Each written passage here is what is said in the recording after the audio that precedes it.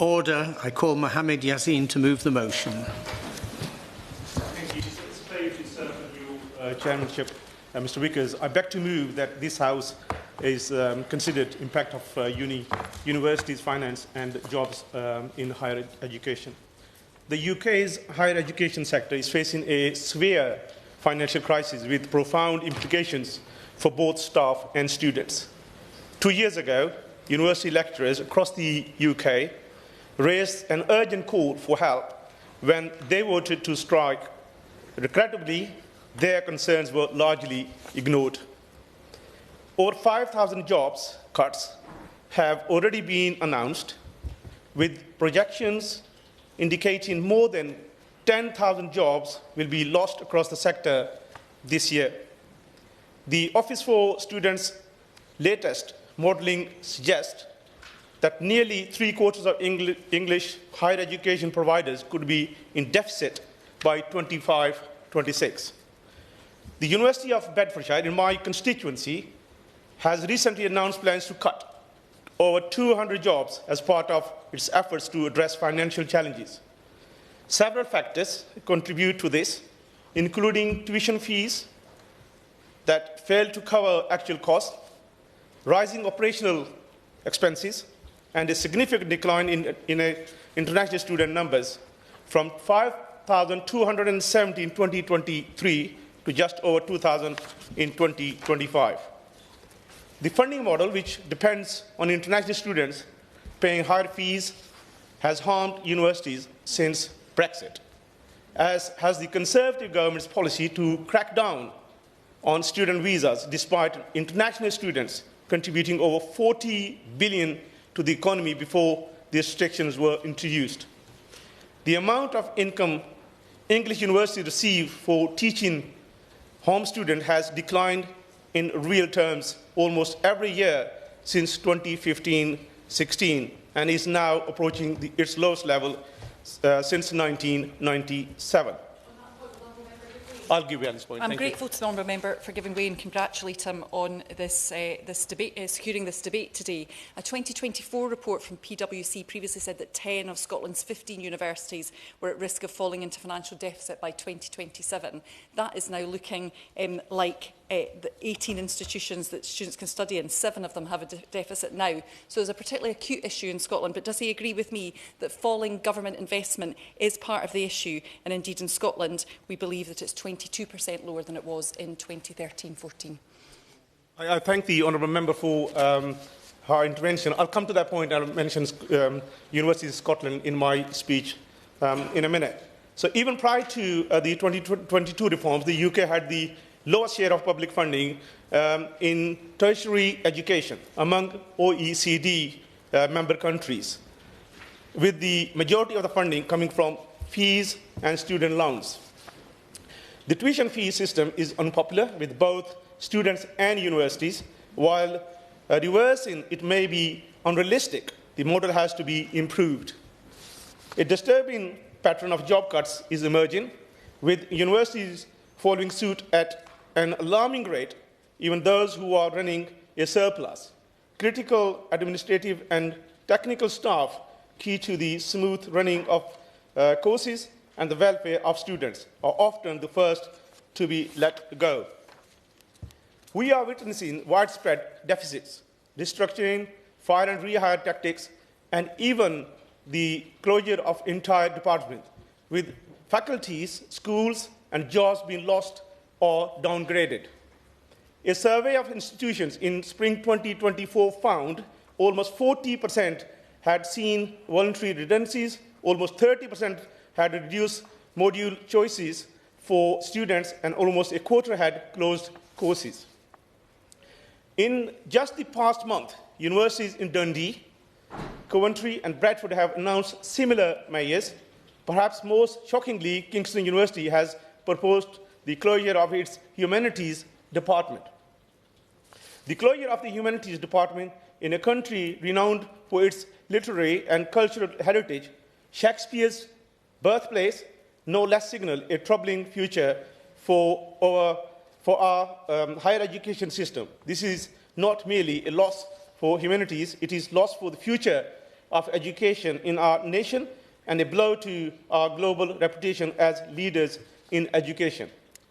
These subjects are disproportionately impacted by these cuts and reinforces the damaging notion that studying arts subjects are the privilege of a select few, a hugely digressive step. Under the previous Conservative government, a false narrative emerged, claiming that arts cannot equip students to thrive in a rapidly evolving world.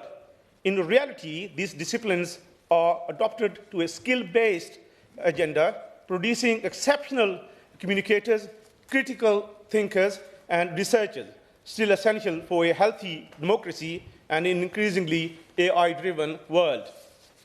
The English higher education sector contributes £95 billion to the economy, while our vibrant creative industries generate £125 billion in gross value added to the UK economy each year.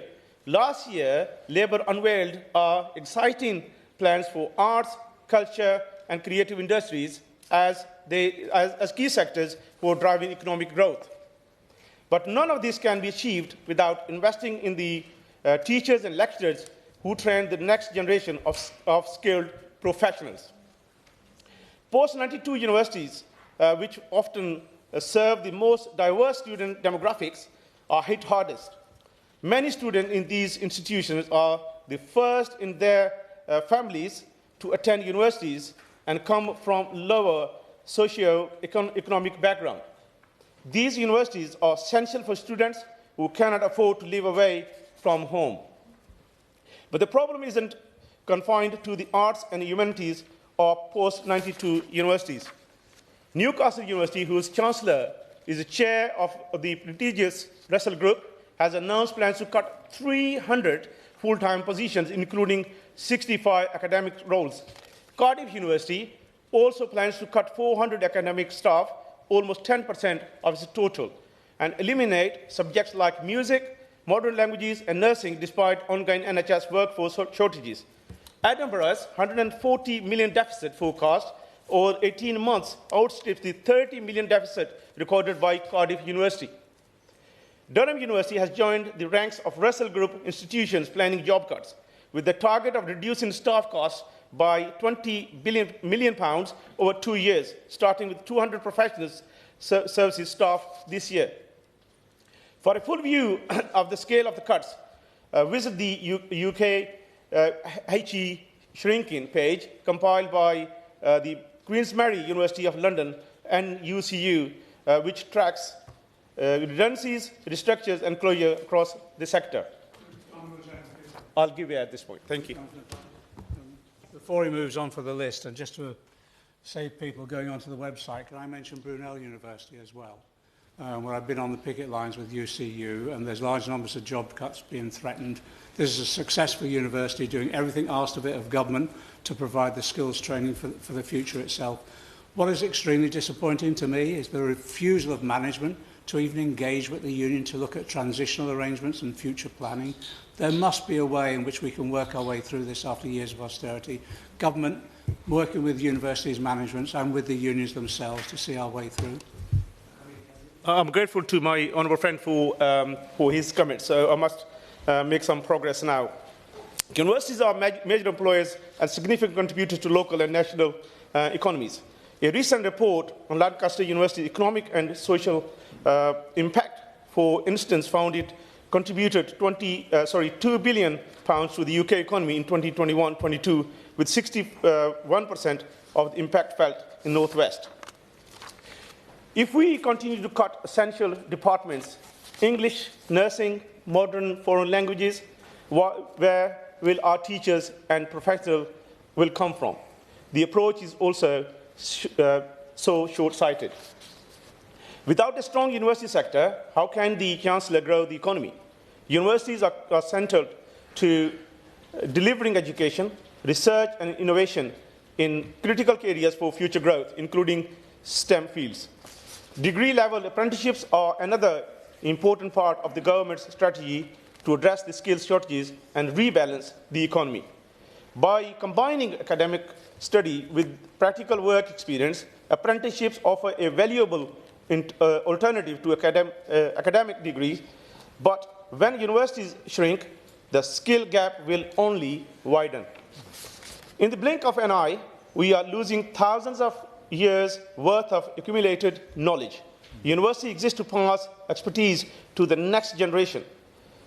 There is a moral imperative to protect it. I urge the government to review university governance and ask why expensive building programs are being prioritized over investment in staff and students. Multi-year commitments on research and higher education funding are expected in June, when the government's spending review is finalized.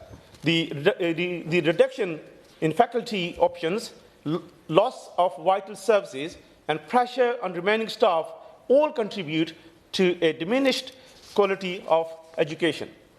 This is not the future we should offer our students. We have to fix the broken funding model, safeguard staff, enhance the student experience, and ensure our universities continue to be engines of economic growth and innovation. The honourable member. I'll give way at this point. I'd like to thank the member for Bedford, and he's making some very powerful points that money should be put to staff and students. I'm the Member of Parliament for Dundee, and Dundee University is facing really critical challenges just now, with almost 700 jobs at risk, and my thoughts are with them. I'd like to thank the Scottish Government for the £22 million package to support them. However, I wanted to ask the member if he agreed with me on whether or not the UK Government now needs to reverse the Tory policy, which was a hostile environment for international students, so they couldn't bring members of the family, because it's cost our university alone over £12 million. And would he also further agree that perhaps the national insurance contributions, which is an additional £3 million that my University of Dundee has to find, needs to be stopped and stopped right now? Thank you. Thank the honourable member for his intervention, and this is what I'm asking the government to look into this whole scenario very carefully, because it is impacting staff and the students and our future generations. The future of higher education in the UK is at a crossroads. We have a choice: continue down this path of a boom and bust approach, cutting jobs and course offering, or make the necessary investment to secure our universities as pillars of innovation, growth and opportunity. I urge the government to take immediate action to address the crisis, consider a sustainable funding model, look at capping the numbers for a fairer distribution of students, and look again at students' visas to save our universities, and ensure higher education remains a vibrant and accessible resource for future generations. Thank you. Thank you. I remind members that they should bob, as indeed they are doing, if they wish to be called in the debate. It's clearly going to be necessary to impose a time limit, so we'll start off with a 4-minute limit, and Jim Shannon will show us how to go around it. The question is that this House has considered the impact of university finances on jobs in higher education. Jim Shannon. Mr. Chairman, you're very kind to give me the challenge of 4 minutes. It'll be probably an 8-minute speech in 4 minutes. Can I first of all thank the honourable member for Bedford for setting the scene so very well, with lots of detail, lots of information, and I wish to give a Northern Ireland perspective on the studies we put forward. We witness hundreds of students going to different areas in the UK to study. There is no doubt that the financial stability of our higher education facilities is important, so it's vital that we're here to discuss that. Mr. Chairman, like many things, Northern Ireland has a different set of guidelines in terms of higher education. Our approach is distinctive, as we use oversight from a government department, the Department of the Economy. In 2012-2013 financial year, the combined income of higher education institutions in Northern Ireland was approximately £502.9 million. Fast forward to 2023, Queen's University, Northern Ireland's primary education facility, reports a total income of £472.2 million. I also have to put in record as well my thanks to the Queen's University and Ulster University as well for the partnerships that they have in trying to find some of the cures for some of the great diseases and problems we have, whether it be heart disease, diabetes, cancer, cardiac arrest as well, but that's also part of your heart one, but also those with with eyesight issues as well. Furthermore, there are growing concerns about the higher education sector's reliance on international tuition fees. The House of Commons Public Accounts Committee has warned that higher education providers are potentially exposing themselves to significant financial risks if future growth in international student numbers is not as high as they expect or as high as they had hoped. Ulster University back home in Northern Ireland, for example, did experience increases in income, with tuition fees from international students rising by more than 50% in the 21-22 financial year and reaching some £12 million.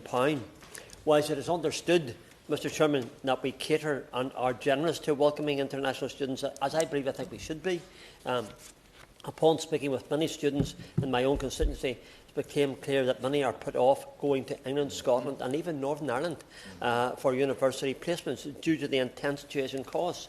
Yes, universities rely on these fees to be able to deliver fantastic programmes across the board for lots of people and to train our young ones and our students for the future to get them the jobs that they can then do and help this economy to grow. But it's no secret that the levels of tuition fees are extortionate. That will have to be paid back. In addition to this, as we said, that 1 in 5, and this is a worrying statement by the way, 1 in 5 graduates and around 70,000 students a year would have been financially better off if they didn't go to university. That's a worrying fact. It tells me that many students will actually say, well, look, am I going to university or will I just get a job somewhere and not have a debt to pay back sometime in the future? But it is worrying. It is a statistic we can't ignore, and I would seek the Minister's thoughts on that and how we can address that for all of us. Mr Chairman, there is a parallel between supporting students and supporting our wonderful universities. There's always a balance to be got. We need to have that in the right way. It's partnerships that universities can use with business in relation to trying to find some of the cures to diseases in the world, which Queen's University does, Ulster University does, and others do across this great United Kingdom. If we allow our universities to financially suffer, they will face challenges such as reduced funding for academic programmes with limited grants and diminished support. So important whilst we encourage students to attend universities, and we should and we must, and pursue their dreams, which we want to encourage, the facilities must be financially supported to allow this to happen. So I look forward to hearing from the Minister. And as a request, if I can, Minister, you'll never have made a debate, well, don't ask for something, but ask for something in a very respectful way. That in future that the Minister can engage collectively as a nation, despite having different guidelines, to ensure that universities and jobs are protected and that all our students are supported. Thank you very much. Cox. Thank you, Mr. Biggs. It's a pleasure to serve under your chairship, and I thank my honourable friend for securing this important debate today. I'd like to draw attention to my declaration of interest. I'm a member of the UCU and a former professor in higher education. As someone who dedicated over 20 years to teaching and research in higher education, I've seen firsthand the transformative power of that work. Students' lives are changed, economies grow, communities are transformed, cities are lifted, all of those things happen. But despite the challenging times we face in that sector, I remain optimistic about the future of our universities and the vital role they play in our society, but we do need to act before it's too late, so I think we need to act sooner rather than later. The current financial model for universities is the most challenging it's been since the last Labour government enabled so many to access higher education. The domestic tuition fee, as you'll know, there was a cap introduced in 2012, only increased slightly in 2017, and again this year it's not kept pace with inflation, and that financial strain is felt across the sector. Research funding is another area of concern. You can't have universities without research. The research informs the teaching. That's the nature of the beast and the game. Research funding is, of course, then another area of concern. The UK prides itself quite rightly as being a global leader in innovation. Our universities are world-class. They attract people from around the globe. But research often runs at a loss. It's often subsidised by education provision. And it's exactly that research, though, that is underpinning our productivity and economic growth. And that will be in any sector you care to name, in AI, in defence, in health, in life sciences, in creative industries. If you took the universities away, where would we get that innovation from? Or certainly accessible innovation that's open to all to be part of. International student recruitment has also been severely affected, as my honourable friend has said, post-Brexit. The University of Essex, where I taught, has seen a 47% decline in EU student enrolments, and recent changes to visa policies have contributed to a 40% drop in international student numbers. That reduction in income exacerbates the financial challenges faced by the sector. Now, despite these difficulties, universities have been very proactive in seeking solutions, and I was personally involved in creating those solutions over many years. At the University of Essex, we introduced efficiency measures, we diversified income streams, we invested in transnational education, we merged departments, we've done an awful lot over the past few years. I can feel myself slipping back into we in a rather odd way there. The university also collaborated with local businesses, and indeed I ran a doctoral training consortium which spanned 10 universities across the southeast of England, and my whole job was to get money in from business to support collaborative masters and PhD programmes. And I do think industry and business needs to step up in this regard. They benefit from universities and those that are educated there, and they also need to step up to assist here, in my view. So the contribution that universities make to economic growth is palpable. I think for every £14 of economic investment, for every pound of public money invested, you get £14 back. So a good economic case to be made there. I'm encouraged that the Education Select Committee has an inquiry on funding in higher education on the 8th of April, and I would really urge the Minister to take seriously the issues that will be raised there, and I would encourage her to meet with those of us who've worked in the sector to explore solutions that would involve the unions and business and all the other stakeholders. Thank you. Stephen Gethings. Thank you, Mr. Chair. I think it's adequate to be following on from the member. I should refer to my register of interest in terms of being Vice Chair of the All-Party Group on Universities, and also in terms of my relationship with the University of St Andrews, and one of which I'm very, very proud of, and the member talks about her own experience. I was previously Assistant Vice Principal at St Andrews with oversight over recruitment, internationalisation, all these areas that are crucial to the health of our sector. But today I want to be closer to home, and I want to talk a little bit about the University of Dundee, and my friend, the member for Dundee Central, has already made reference to this. And I should also register my interest as a graduate of that university, but as like most people locally, one in which the university is very much part of the family. Part of the family with my father being a graduate and my grandmother working as a cleaner at the institution as well. Before I go on to that, I want to make one thing clear, and we don't hear it enough in this place. Our higher education sector thrives and is world-leading in teaching and in research because it's international, because it is competitive and brings in the best researchers and students from all over the world, and will only be competitive if it remains international. But today, at the University of Dundee, the city faces 700 job cuts, devastating for families, devastating for the city, devastating for Scotland and the wider UK. We all benefit from the research that's done, from the teaching that's done there. And the main issue that has been highlighted that dwarfs all the others is that huge drop in international income. As the Acting Vice Principal told the Scottish Parliament recently, Professor O'Neill said, changes in immigration policy and related factors have had a negative impact on our international student recruitment, and pointed to a drop in postgrad taught numbers by 2/3 in the last 2 years. 2/3. And I'll give way on that point to the member. Thank you, Chair. I agree with the points that are being made around the impact on immigration policy, and I really do. The sector does need a policy which supports it to both attract the best staff and best students. But he will know that the challenge been facing the sector in Scotland is long-lasting and is due to the underfunding of the sector. Student fees have dropped substantially below the level they get in England, and there's been a real cap on places, and that's why universities in Scotland have had to look to overseas so much. So does he share my disappointment that this year universities faced a real terms cut from the Scottish Government? So I want to give the member the opportunity to intervene, because I'm going to criticise Scottish Labour and talk about some of Scottish Labour's priorities. The difference between English fees and Scottish fees would not even cover the national insurance increase that has been imposed by his government. Wouldn't even cover it. Never mind the international... I think the member said enough. Never mind, and he's damaged, and his government's damaged the sector enough. Never mind the £12 million, which is structural, that the member for Dundee Central has highlighted. This is a sector that has been battered by Brexit and battered by a Tory hostile environment that the Labour government have embraced. And we want to see something which is international. Now, Scottish Labour previously proposed that we should have greater migration policy being devolved. And the First Minister has talked about a tailored visa route for Scotland.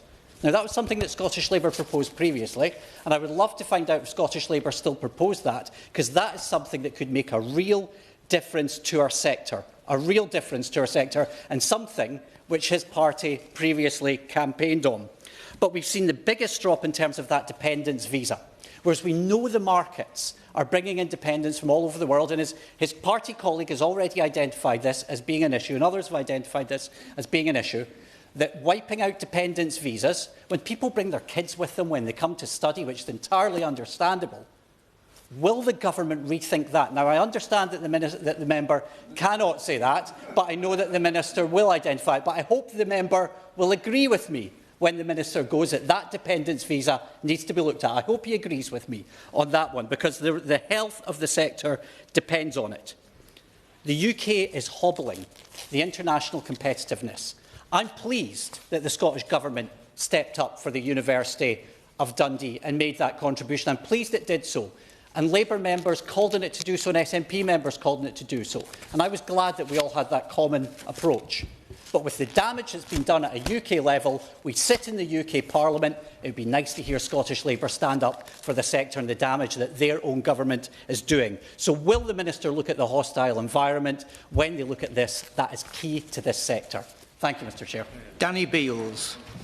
Thank you very much, Mr Vickers. It's a pleasure to serve under your chairmanship, and thank you to my honourable friend for bringing this debate, an important debate and a very timely one based on, as many members are explaining, the issues currently happening in our constituencies with our fantastic higher education institutions. I have the pleasure of representing Brunel University, as my colleague in Hayes and Harlington has mentioned earlier, and many of the students and staff that make up this university community also live in my constituency. Brunel educates 16,000 students a year and contributes £750 million to the UK economy.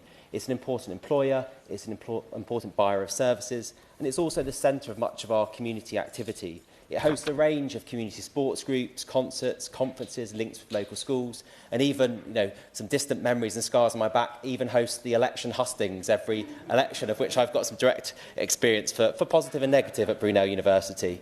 And unfortunately, because of many of the issues that members have already raised of long-term funding challenges, and particularly in Brunel's case, a reliance on international students from particular regions of the country who have been affected by visa changes, the funding crisis at our university means that Brunel has been hit extremely hard and is projecting a deficit this year of £32.9 million.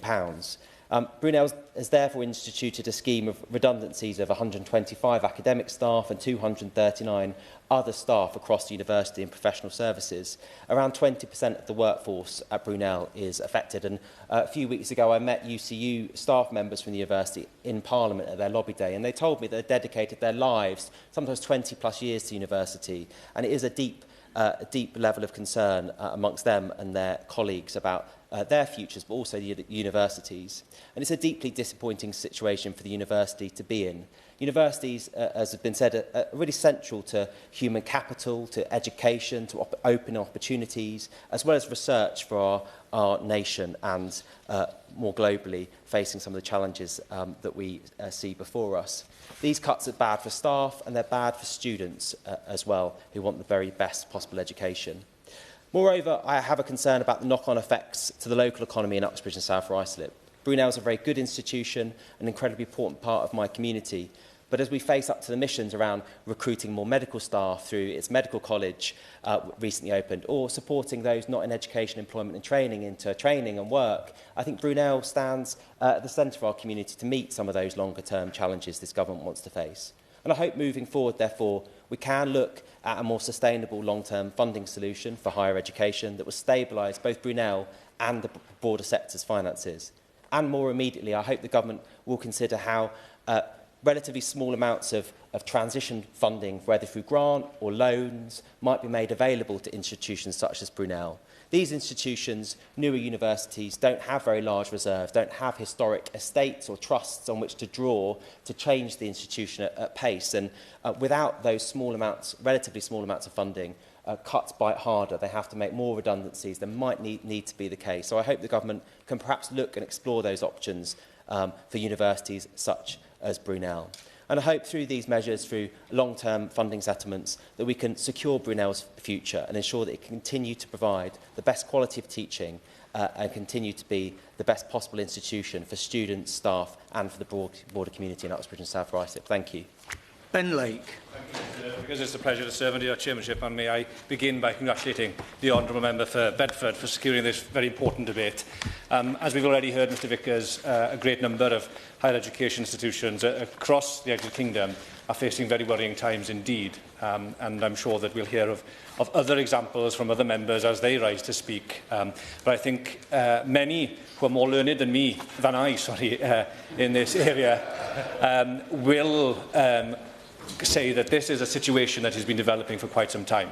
There can be no doubt that what we are now finding, where there's scarcely a week goes by without yet another announcement of significant job cuts at a university at some point in the UK, that this is now a very unsustainable position. And if we don't act, and especially the government intervenes to take grip of the situation, we do face the collapse of a great number of higher education institutions. And it should worry us all because, as it's already been alluded to, universities, as well as the incredible research and teaching that they provide, make such an important contribution to the economy of the United Kingdom. And I'd like just to very briefly talk about the impact and the contribution of higher education in Wales. It supports over 60,000 jobs in the country, contributed over 4.2% of Welsh GDP, and an overall economic impact of nearly £11 billion.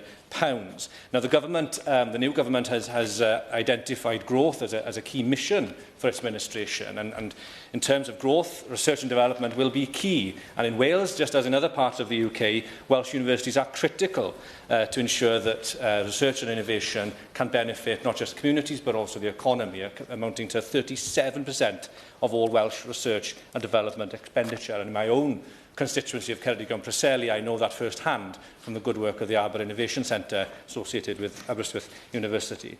But further than that as well, universities help ensure that we have the skills needed for a prosperous society and economy. It's been estimated by a report by Universities UK that more than 400,000 extra graduates will be needed in Wales by 2035 in order to respond to the skill gaps and workforce challenges of the future.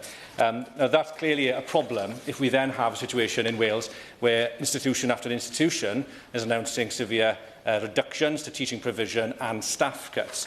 And as part of that as well, we should also bear in mind that universities are crucial in order of training the workforce for key public services, whether that be in education or health in particular.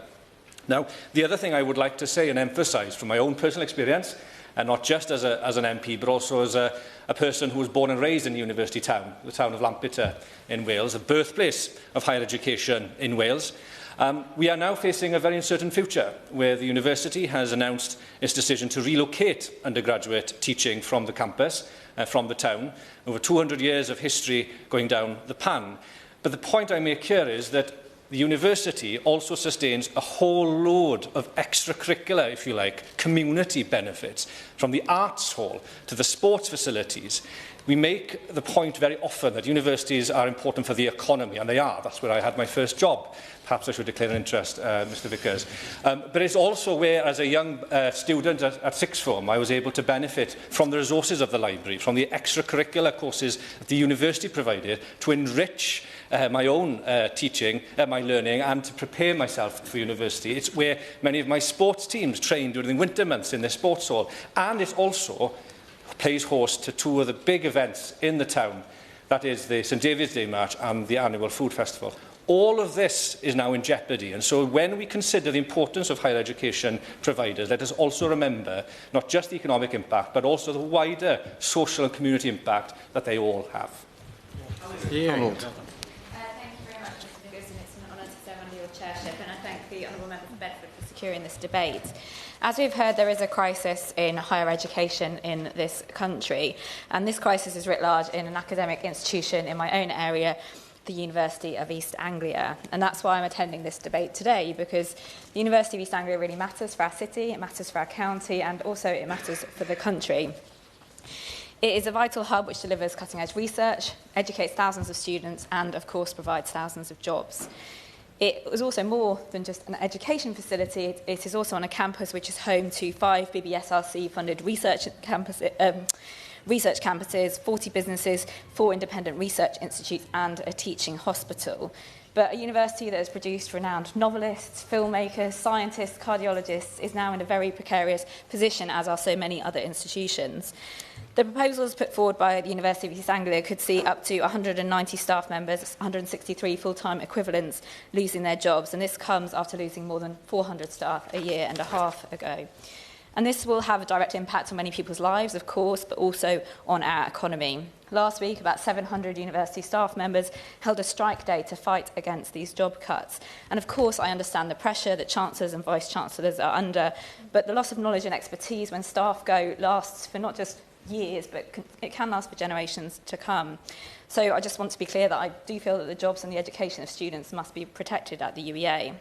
I'm sure the Minister will agree that higher education institutes like the UEA are central to both our local and national economy. And as we move towards more devolution in Norfolk and Suffolk, it is deeply worrying that the largest HE provider in our region is in such a difficult position. I've spoken recently with the UCU branch at the UEA, as well as the Vice-Chancellor and members of the team, and I know that there is work to try and find a solution, but it is clear that stress levels are high and morale is low, and of course the impact on staff that go is huge, but also on the staff that are left behind as workloads increase and they see their colleagues go. As we've heard, each individual institution will have its particular issues, but there are systemic issues that need to be addressed. And I think we would all recognise that this is complex. There are many factors at play, but we would also all agree that this has been going on for too long and this has to be gripped. And I do think this government will get to grips with it. We've heard about some of the measures that we could be looking at, of course, looking at how student loans, student payments, tuition fees are structured, but also at some of the shorter-term measures. We heard about looking at caps on student numbers, but also the impact that has come in terms of the visa changes. I also just wanted to make a point about the importance of transparency and accountability for those who lead UK higher education institutions, and I'm talking broadly here, not specifically about UEA, but I think listening to people at UCU, it sometimes feels that staff are not necessarily as fully involved as they should be in some of this decision-making processes. So we do need robust systems of accountability. I also wanted to add a point that when we're talking about higher education funding, we also need to talk about further education funding, and we have very good colleges in Norfolk. We have City College, and I've heard from them that under the previous government, they have felt that they have seemed to be invisible, and I'd urge the Minister, as we look at all of these funding conversations holistically, that we also look at the role of colleges in addressing things like pay parity. And I just wanted to take the opportunity while the Minister is here today to draw her attention to the proposal for an undergraduate dental school at the University of East Anglia. This does touch on funding and jobs. It has cross-party support. It has been in the pipeline for a long time, but in order for courses to start this autumn, we urgently needed an allocation from the Office for Students in terms of places. So I know that a lot is dependent on the spending review, but I just wanted to take this opportunity to highlight this important investment that we need in our area. Thank you. Tom Hayes. Thank you, Mr Vickers. It's a pleasure to serve under your chair. I just want to start by putting on record my own thanks to higher education. I could not be here today if I hadn't been the first in my family to go to university, and that was possible because the last Labour government set that high ambition for people from poorer backgrounds, and I think this government too can set that high ambition for people to go into FE and into HE. And I think it's also, with your patience, going to be nice for me to thank 2 particular professors. Professor Inderjeet Parmar at the University of Manchester and Professor Duncan Bell at the University of Cambridge, who really, if they hadn't taught me critical thinking and helped to strengthen my sense of independence, I don't know that I would have pursued a career in politics.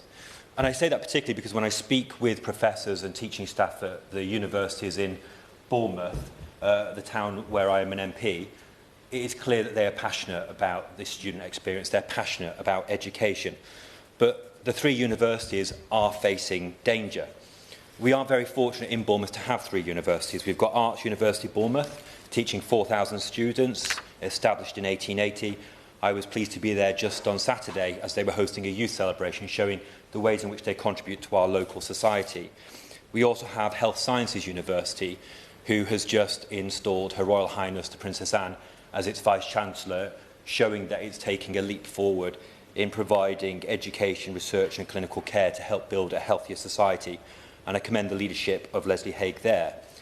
And also Bournemouth University, the largest university in the town, whose motto, "To learn is to change," is one that I feel the teaching staff and the students feel so deeply. I've been honoured to, as my honourable friend for South Ruislip has said, have university election hustings there, to be quizzed by students, to tour their facilities, to meet frequently with their leadership team and to attend their graduation ceremony. And it is a fantastic university. But it is in a difficult position. On the 26th of March, it was announced that teaching and support staff could face up to 200 potential redundancies. It was also announced that there would be a reduction of the number of faculties from 4 to 3, that there would be a suspension of 15 courses, and all of this to address a £15 to £20 million financial black hole that was inherited by the new leadership team, which is moving quickly to try and put the finances right in a very difficult set of circumstances. Constituents of mine have been in touch. I've met with them in surgeries to talk about the possible repercussions for their own livelihoods and for their commitment to their students. They're worried about the possible impact on the education that their students will have. Arts University Bournemouth too is also in a difficult financial position, announcing earlier this year that it could be at risk of particularly job losses, of ongoing financial pressures, having posted a deficit in the last 3 financial years. And I think what this shows is that 2 of the 3 universities in Bournemouth that I've just mentioned are not immune from the challenges that exist nationally. They are in the firing line because we have seen over the last 14 years the funding model for higher education be trashed, and we've seen higher education be so disrespected by the Conservatives. But enough is enough. And what I'm calling on the government to provide to all universities, but in so doing they will benefit the universities in Bournemouth, is that longer-term financial stability, that longer-term financial settlement that can provide not just the security that universities need in order to plan, but also the certainty that their teaching staff need in order to develop their courses, in order to develop the teaching experience and professional development, and to make sure students have the very best possible education. Thank you. Dr. Scott Arthur. Thank you, Chair, and it's a pleasure to serve under you today. And I also want to thank my honourable friend, the MP from Bedford, for introducing the debate so well. And I should start by referring members to my register of interests and also saying I'm a member of UCU, and I am proud to say I employ 2 university students in my office on a part-time basis. Our education system in Scotland is crumbling, and it's been allowed to happen. It's becoming all too common to hear from university or college management that course closures are necessary and staff redundancy schemes are unavoidable. So these are not my words, these are the words of Sai Shraddha Vishwanathan, who's the current president of NUS in Scotland, when she's talking about the cuts that universities there face. And Scotland is unique in so many ways, but one of the ways it's unique right now is it stands alone in the world, I think, and having a government that thinks it can grow the economy by cutting university funding and capping the places available to Scottish students, to their own students. And our universities are at breaking point in Scotland. Funding per undergraduate student in Scotland is over £2,000 less per student compared to England. Think about what that would mean for your universities in England. Undergraduate education in Scotland, universities cannot run it at a profit. It can't even break even. They have to do other things. The cap on places is also brutal. In 2006, since 2006, there's been a 56% increase in the number of applicants to universities, which is fantastic, but there's been an 84% increase in the number refused entry. Watch when clearing comes in the summertime. When options are posted for Scotland's universities, they're often only available from students to outside Scotland. Even when Scottish students have better qualifications, they can't get access to those places because the cap has been used up. The financial crisis is resulting in job losses right across Scotland. We heard about Dundee, that the member for Dundee Central is not in his place just now, but he outlined 700 jobs are at risk there due to a £35 million deficit. The Scottish Government described the bleak outlook in Dundee as troubling.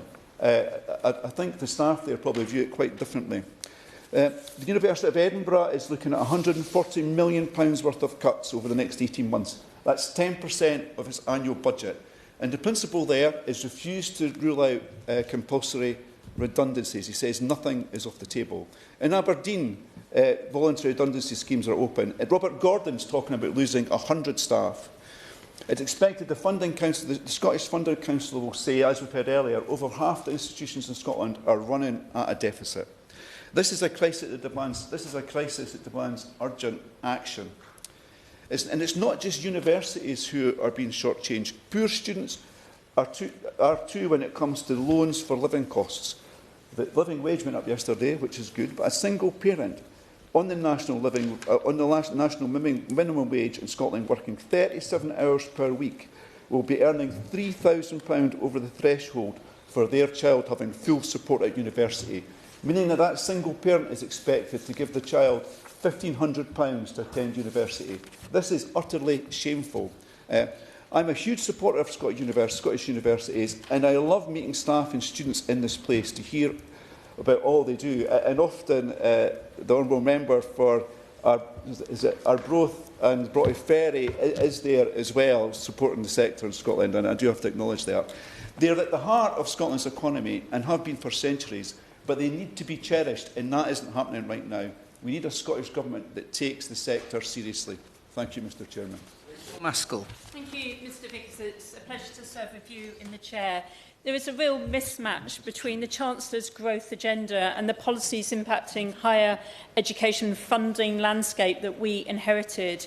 And this has already been highlighted by looking at every pound of public investment into universities, research, generating £14 in economic output, but scale up, add in the direct, indirect and productivity overspill, and we're talking about £15.2 billion returned to the Exchequer from a £2.49 billion investment. And of course, in the N8 research universities, we have an economic impact greater than the whole of the UK Premier Football League. We know that this is a significant value and we must honour that value. But if £1 billion is deducted from the UKRI investment, we are talking about a 42% fall in this return. Poor for the economy, poor for the UK industry, and also catastrophic for universities and students. 22,000 jobs could be lost, and this must not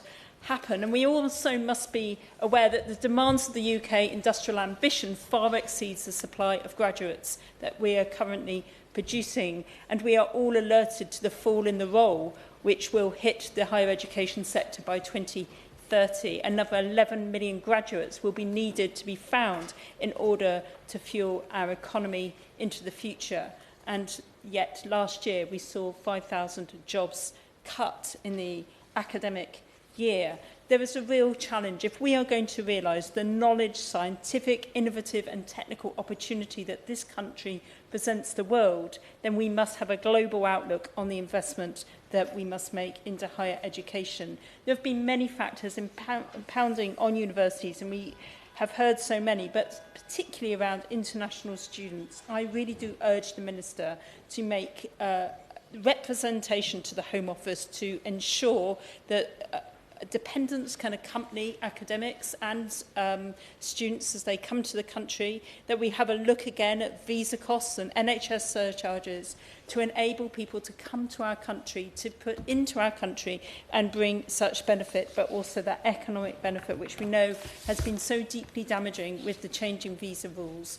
We also must address our relationship with the EU. We got so much out of that relationship redress a deeper relationship with Horizon, looking at Erasmus again, and ensuring that we are getting the very best academics and researchers, staff and students from across the EU, and giving our students that opportunity to travel overseas as well, making it more attractive to engage in higher education. The pain has been felt in York. There are 2 universities in my constituency.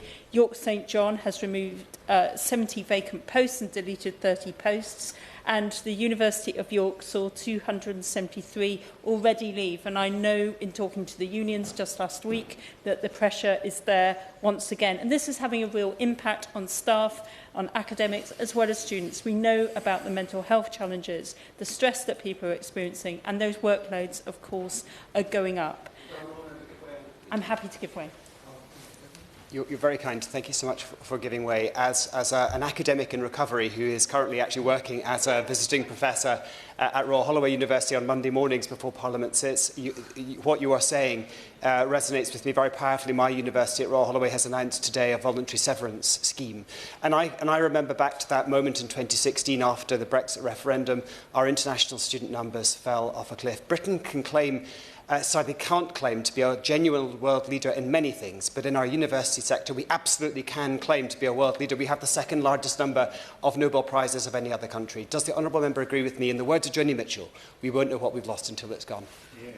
I completely do agree with the Honourable Member and thank him for participating in this debate and bringing his experience to. There was a referendum 9 years ago and the country was in a very different place then, and I think we've got to address that, but also look at the opportunity that gives to put funding into the sector. It's very clear at the moment that the funding model is broken. We know that students can't continue to pay higher tuition fees, and nor should they. The funding model needs to shift, and I personally support a progressive taxation system because whether you earn more money because you're a graduate or through other means, I do believe the more you earn, the more you should put into the system and to have that benefit. Because I know in York, where the cost of living is exceedingly high, students are breaking. They're working more hours than they are studying, and as a result some people are not even able to complete their courses. That is not the kind of education system that we should be supporting, and therefore I do believe that we've got to revisit the whole funding model. Tweaking around the edges is not the time, is not for this time. But I do want to, in my closing remarks, say that we're missing the opportunity of the economic future of our country. In York, the bioeconomy, the digital and advanced rail opportunities, the safer automation and the digital creative sector need these graduates, need these academics, and we need our universities to remain. Peter Prinsley. Thank you, Mr Vickers. It's a pleasure to serve under your chairmanship. So I'd like to speak this afternoon about the vital but vulnerable role of clinical academics. These are the people who combine frontline work in the hospitals with teaching and research at the universities. They are essential to the success of life sciences and are central to the training of the future NHS workforce. Now, clinical academics are employed by the NHS and higher education institutions jointly. Their pay follows the NHS consultant contract, which was updated last year after national negotiations. However, universities were not part of these negotiations and are now required to implement this contract without having received any additional funding. So the result is a deeply worrying one. I understand that 20 out of 26 medical schools may be preparing to offer redundancy to clinical academics because they simply cannot afford them. Now, that would be a disaster. We cannot afford to lose the very people who train the future NHS staff, who carry out the medical research, which underpins all of the innovation in our health service. So as the government rightly expands the number of medical school places, we'll depend even more on the clinical academics to educate the next generation of doctors, and their numbers are declining. Clinical academics now make up just 5.7% of the consultant workforce, down from 8.6% in 2011. Over the last decade or so, we've seen a 6% fall in medically qualified researchers and a 24% decline at the senior lecturer level. So we're marching towards a cliff edge. More than a third of clinical academics are over the age of 55 and are approaching retirement. So universities need to provide incentives to get younger clinical academics to come. We did solve this problem previously. When the consultant contract changed in 2003, the then Department of Health provided £15 million to support the medical schools with the implementation of the consultant clinical academic contract. That funding was later embedded in the baseline grants to the universities. That would be a model for solving this problem. Unless we act now, we will lose this vital workforce altogether at the very moment when we need them most, and we simply won't be able to run our medical schools. Thank you. Thank you, Mr. Vickers. It's a pleasure to serve under your chairship, and I'd like to thank my honourable friend for bringing this important debate. In my constituency, Bournemouth West, we are fortunate to have two world-class universities producing the next generation of entrepreneurs, creative industries leaders and journalists. The universities are a cornerstone of our communities and play a hugely important role in our local economy. But as we've heard from many honourable members across the House today, higher education is in crisis. Our education system is struggling to cope with the many years of chronic mismanagement under the Conservatives. Student numbers have suffered from a combination of visa changes, Brexit, and the impact of rising cost of living. These have affected students' decisions on whether and where to study in the UK. And it has left universities across the country facing difficult decisions about what they continue to offer. Now, my honourable friend from Bournemouth East has rather stolen my thunder by talking about the two universities in my constituency, Bournemouth University and Arts University Bournemouth. So as you have all heard, the challenges are great, and it is not simply limited to Bournemouth University, these issues that are facing the higher education system. I too have heard from numerous staff members and students who are worried about the impacts that cuts will have for them and will mean for them.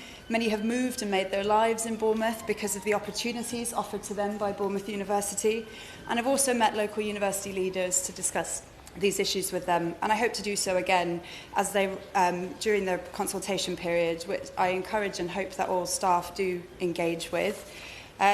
I'm pleased that the government has demonstrated a commitment to supporting the higher education system, and I know ministers are acutely aware of these challenges, and I appreciate the steps that have been taken.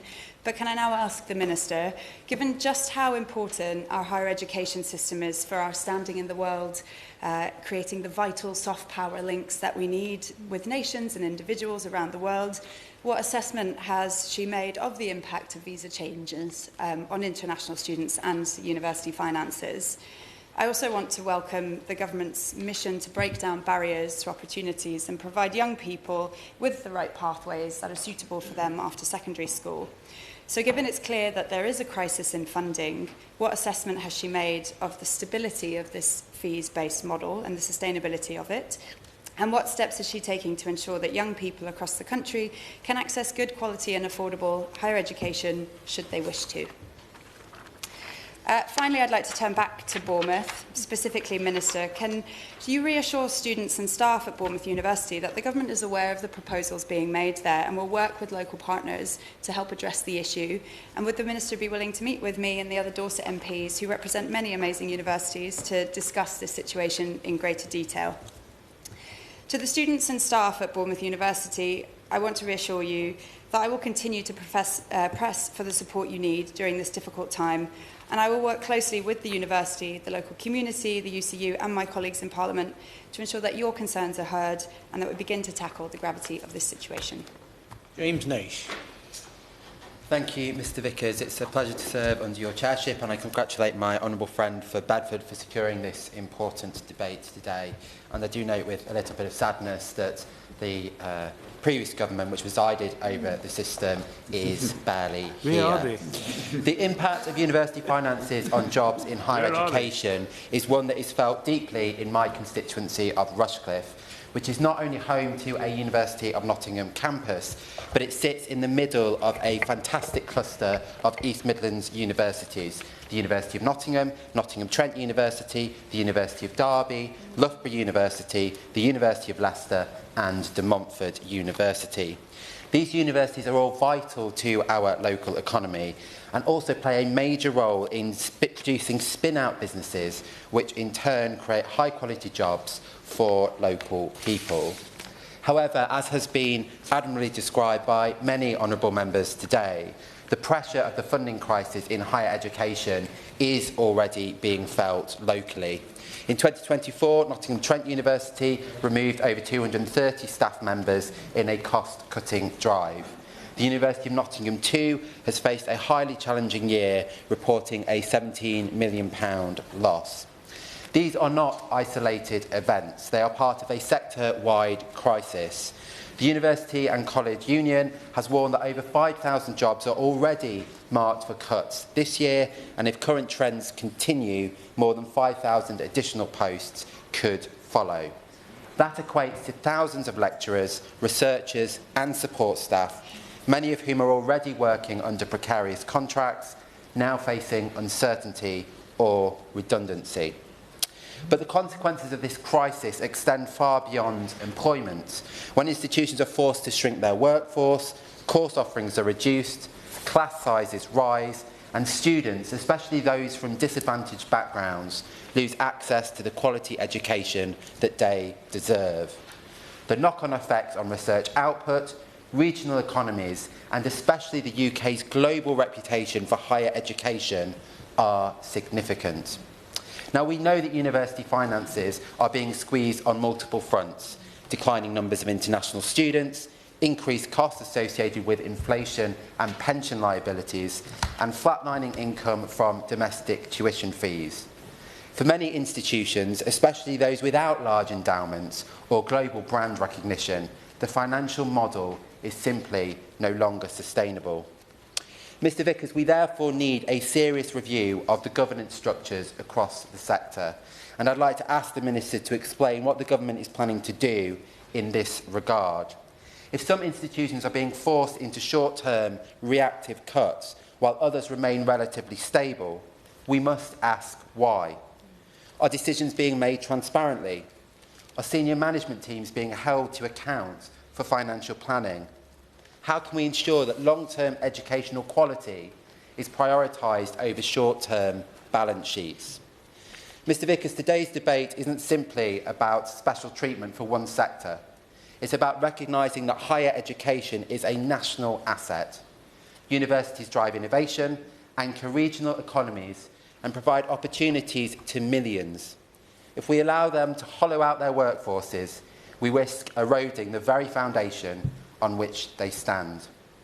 I know many members across the House have universities in their constituencies facing similar pressures, and I hope that today's debate serves as a call to action, not just to acknowledge the funding crisis in the higher education sector, but to begin charting a new, sustainable path for its future.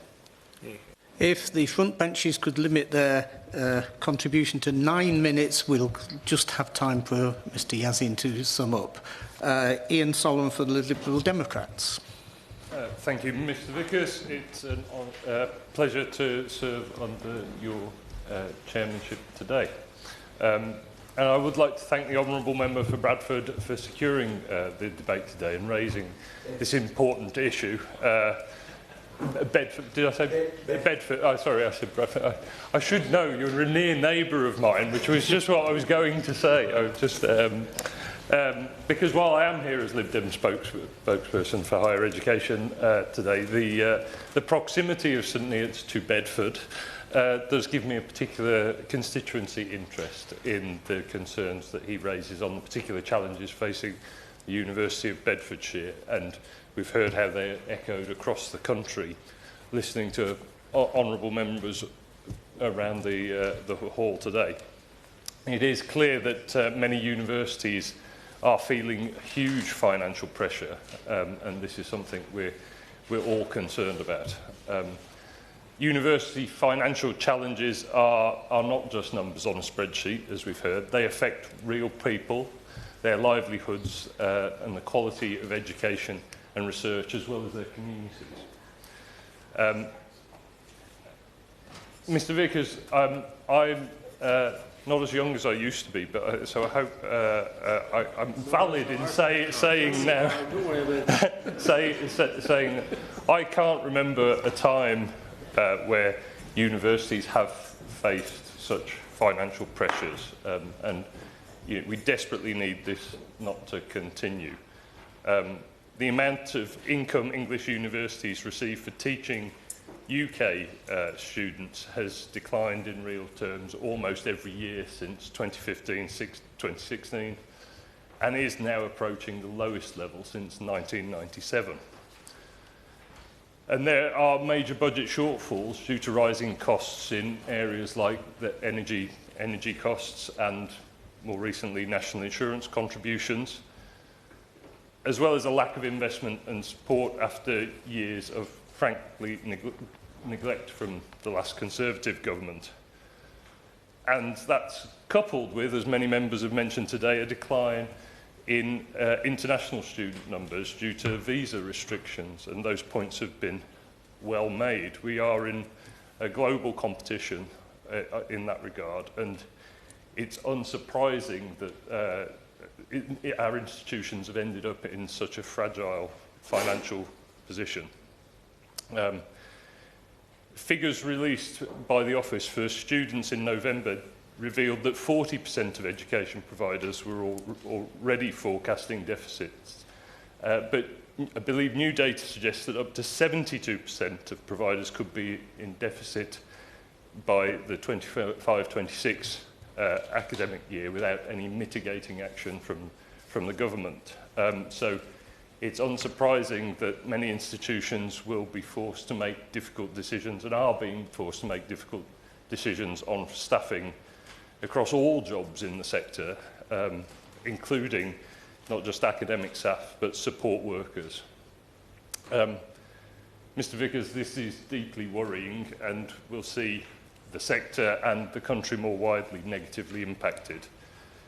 We know that universities play a crucial role in our country, providing a high-quality education to many, research and development, and crucially boosting regional economies. Many universities are the largest employers in their area, and the knock-on economic benefits of students living in those areas can't be overemphasised. The bottom line is that higher education is an investment in our future on many levels. When it comes to research and development activities, our universities are world-leading and at the forefront of discoveries and innovations that boost growth and improve everyday lives. The members for Colchester and for York Central mentioned that for every £1 invested in university research and innovation, the UK gets £14 back. I had a slightly more conservative figure, dare I say, of £10, but the order of magnitude is absolutely clear, and it's quite reassuring that there are different research out there that reinforces those kinds of numbers. And on top of that, universities are vital in supporting startup companies across the country. Universities UK has recently launched its Unis Startup the UK campaign. And they say that this partnering with startups boosts economic growth by creating jobs and attracting investment, and sees universities equipping entrepreneurs with the right skills through incubator hubs. Analysis by the Higher Education Statistics Agency shows that between 2014-2015 and 2022-23, there was a 70% increase in the number of startups founded in UK universities, and that in 2022-23, around 64,000 people were employed by those startups. That's up 170% in that time. It's from 2014 to 15. And that report predicts that with the right support, by 2028, 27,000 new startups could be established by students and staff at UK universities, with a predicted turnover of around 10.8 billion. But despite the clear positive contributions that universities make to social and economic life, in far too many cases their current finances are simply unsustainable. In the last year, around 3/4 of universities have implemented significant savings programmes, including redundancies, sadly, course closures, reduction in module options, and consolidation of professional services and student support. Thriving universities are essential to a thriving UK, delivering stronger growth, better public services, and improving individual life chances. If the government is serious about its growth mission, then it has to work with the higher education sector to stabilise funding, protect fair pay and jobs, and ensure long-term sustainability. So we've been calling on the government to implement a full-scale review of higher education finance and believe there are many more things that can be done to support universities that don't involve raising student tuition fees further. Recognising the benefits that international students bring and giving universities stability in those policies, and reversing the decline in quality-related funding for research. And finally, the government should clearly be working with the sector to put those clear plans in place for any university that finds itself in financial distress. We really don't want to lose any university in the higher education sector. Thank you, Mr. Vickers. Shadow Minister Rebecca Paul. Thank you. It is a pleasure to serve under your chairmanship, Mr. Vickers, and I am grateful to all colleagues who have contributed today to this important debate. I also want to thank the Honourable Member for Bedford for securing today's debate, which could not be more timely. Our universities are among the most important institutions in our national life. They are centres of research, innovation and learning, and for many thousands of young people every year, they are the route to opportunity, economic independence and personal growth. Despite its great importance, the higher education sector has come under increasing pressure in recent years, with the Office for Students' latest modelling suggesting that nearly 3/4 of English higher education providers could be in deficit by 2025-2026, and 40% would have fewer than 30 days liquidity. Indeed, at some institutions, redundancy programmes are already underway, as we have heard today from many of the contributions, and across the country. University staff are understandably anxious about the future. Let me say at the outset, I am deeply sympathetic to those who work in institutions that have found themselves in financial difficulty. Nevertheless, I do believe that it's now past time for us to look and have a grown-up conversation about university finances, one in which we look seriously at what is driving these pressures and what it might be possible to do to alleviate them. I will begin by stating the obvious. Decisions taken in recent years have increased the financial pressure on students and graduates without necessarily addressing deeper questions of value and sustainability. We have seen a steady rise in both student loan interest rates and tuition fees, both falling heavily on students. And then now a spike in employer national insurance contributions, putting further cost pressures on universities. Meanwhile, the government's proposals to cut funding for Level 7 apprenticeships, qualifications that are essential in a number of fields, including education, health and engineering, risk further undermining key parts of the post-18 education ecosystem. Many university departments rely on that funding, not just to sustain course provision, but to attract and retain highly qualified staff. The impact of those cuts will not be evenly spread, and it is right that we consider how they will affect institutions already under financial pressure. That said, I will of course give way. Thanks, Minister, for giving way. Would she take some responsibility on behalf of her party for the situation that many universities find themselves in? I thank the Honourable Member for her contribution. I would suggest to the Honourable Member that we need to look at the situation that we have, and her questions should be targeted to the Minister today, because what we should deal with is the situation we have now and make the right decisions in order that we do the right thing for our country, for our students, for our university staff. So that said, we must also confront an uncomfortable truth. There is now mounting evidence, including from the Institute for Fiscal Studies, indicating that a sizable share of higher education courses simply do not provide good value for money, either for the taxpayer or for the individual student.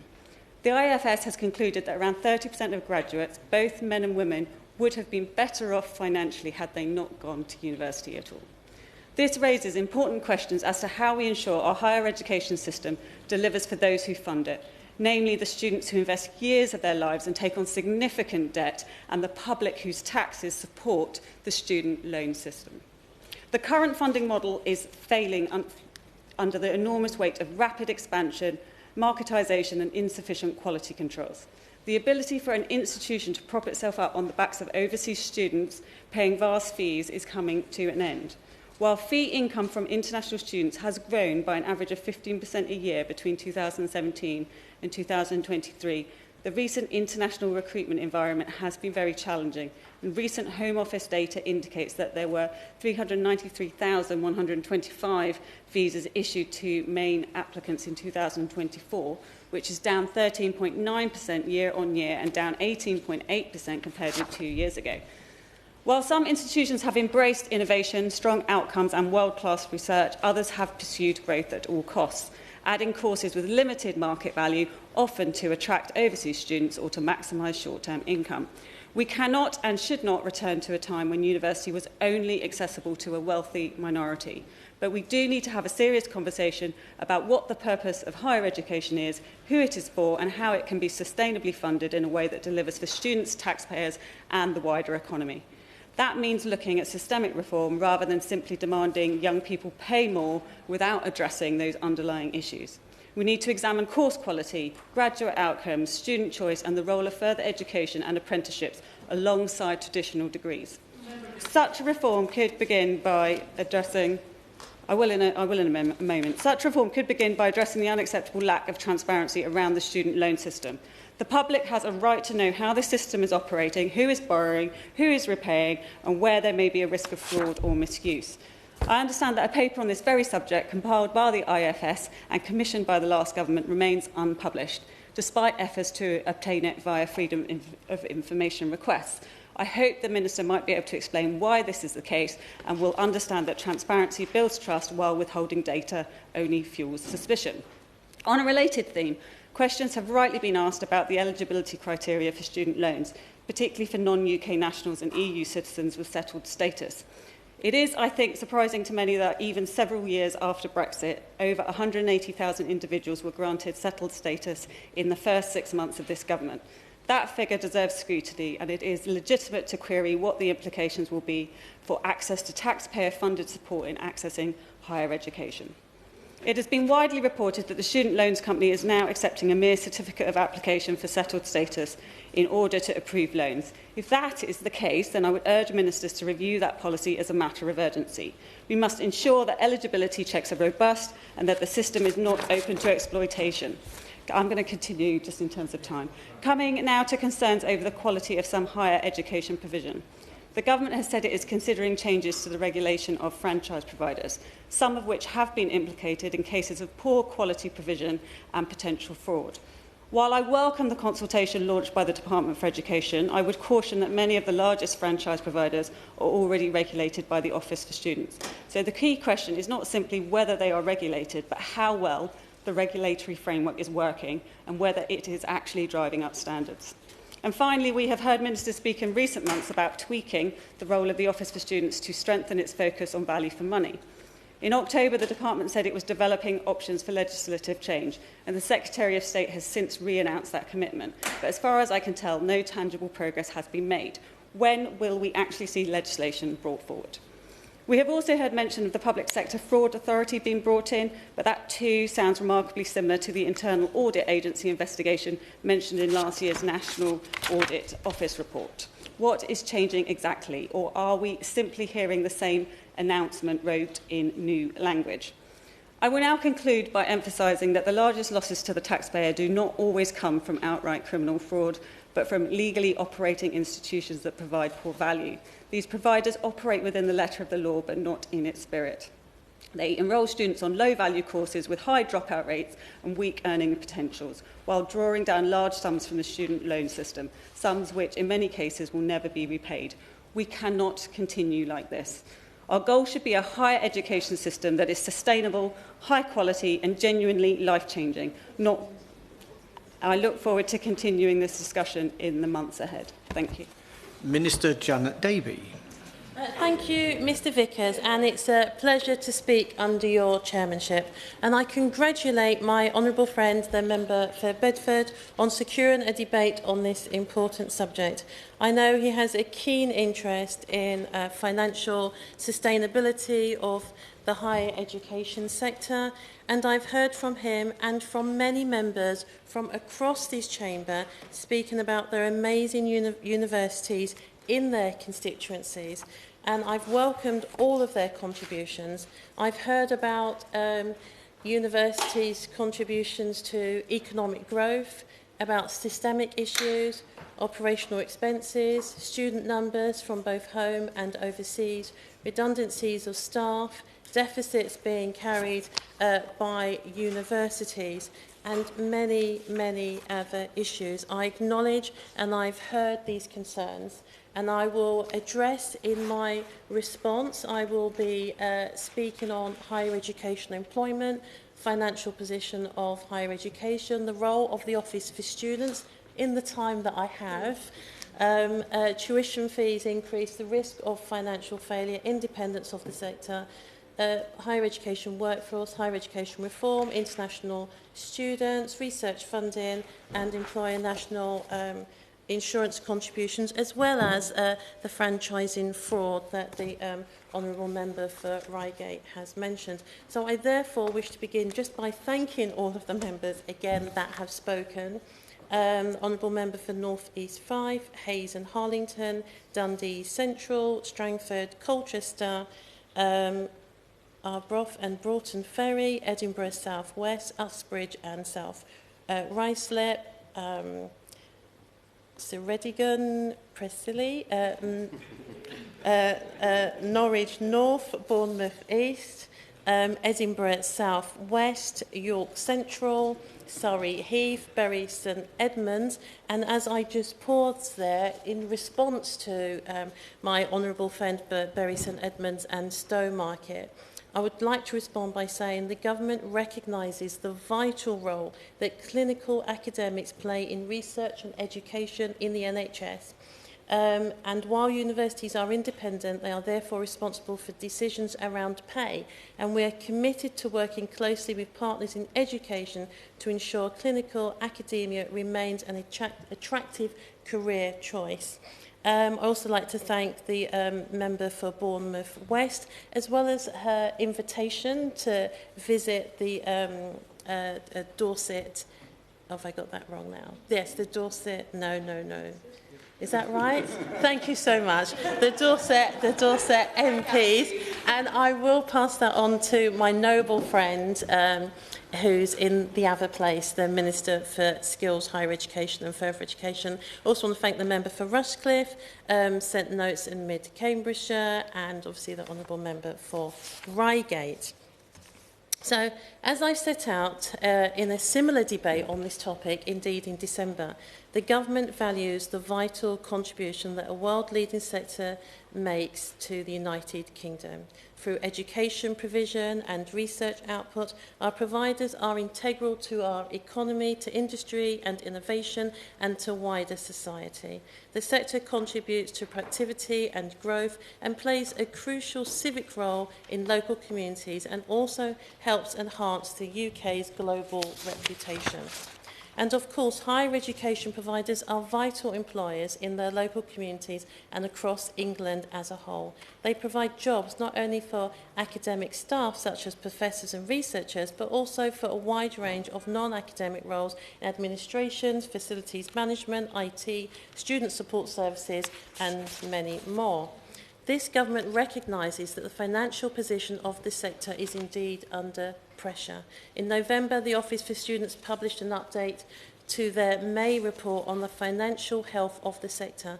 The update states the financial context for the sector has become more challenging since the May report. By 2025-26, the Office for Students predicts that incomes will be 3.4 billion lower than provider forecasts, and up to 72% of providers could be in deficit if they do not take significant mitigating action. And we've already heard about much of this already across the chamber. It is therefore clear that our higher education providers need a secure financial footing to face the challenges of the next decade. And I want to assure members that we are committed to working in partnership with the sector to put our providers on a firmer financial footing than that which we have inherited. And as it has already been mentioned, that there are absolutely no speakers from Her Majesty's opposition to speak on this important issue, and that indeed will send a message to universities in terms of them being valued or not. Indeed, this government has acted quickly to address these challenges. Last month, Professor Edward Peck was appointed as substantive chair of the Office of Students. Professor Peck will continue the excellent work of interim chair, and Sir David Behan focusing on the sector's financial sustainability and increasing opportunities in higher education. In recognition of the pressures facing the sector in December, the Office for Students announced temporary changes to its operations to allow greater focus on financial sustainability. It will work more closely with providers under significant financial pressure in order to protect the interests of students. And of course, the government has announced that tuition fee limits will increase in line with inflation. And as a result, the maximum fee for a standard full-time undergraduate course in 2025-26 academic year will increase by 3.1%. From 9,250 to 9,535 for a standard full-time course, and from 11,100 to 11,440 for a full-time accelerated course, and from 6,935 to 7,145 for a part-time course. This was not an easy decision, but it was the right decision to put our higher education sector on a more secure financial footing. In return for the increased investment that we are asking students to make, we expect our providers to deliver the very best outcomes for both students and for the country. I also want to make clear this government's position. I want to affirm that all providers, regardless of their current position, must continue to adapt to uncertainties and financial risk. And while the Office for Students has statutory duties in relation to financial sustainability of the higher education sector, the government has a clear interest in understanding the sector's level of risk. As well as the Office of Students, my department continues to work closely with on the higher education representative groups such as Universities UK and other government departments such as Department for Science, Innovation and Technology in order to better understand the sector's changing financial landscape. I also want to make clear this government's position on providers at risk of financial failure. If a provider was at risk of unplanned closure, or indeed found itself in the process of exiting the sector, my department would work with the Office for Students, the provider and other government departments to ensure students' best interests were protected, and students will always be our priority, but also to support the university as best as possible. I want to commend the dedication of staff across the sector during these difficult times. Their hard work and commitment continue to uphold the quality and reputation of our higher education providers, and there are undeniably challenging times, and we understand that some providers have had to make difficult decisions around staffing to safeguard their financial sustainability. As independent institution providers, they are responsible for managing their budgets, including decisions about pay and staffing, and this government does not intervene in these matters or in disputes between providers and their staff. However, we expect providers to engage constructively with their workforce to identify ways to reduce unnecessary expenditure while ensuring sustainability. long-term benefits for both students and the sector as a whole. Looking ahead, ministers and officials remain committed to maintaining strong collaborative relationships with employers, staff and unions through continued dialogue. We aim to better understand the challenges facing the sector and provide support for its evolving needs. Due to time, Chair, it feels like I need to press on. But just to say, this government is committed to working with universities. Yasin, to wind up. Mr. Vickers, it's been an honour to both open and close this very important debate. I want to extend my heartfelt thanks to everyone who participated and made a compelling case for the future of our higher education sector. It's clear that we all share a deep pride in our world-class universities and the exceptional staff who dedicate their lives to educating and shaping the workforce of tomorrow.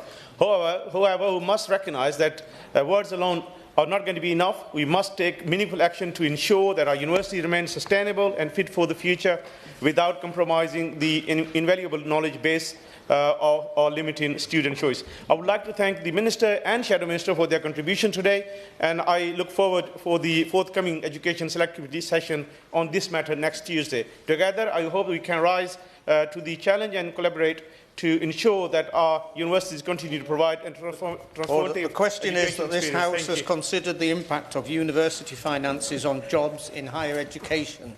And many of that opinion say aye. Aye. To the contrary, no. I think the ayes have it. The ayes have it. Order, order. Thank you. Well done. Okay, well done.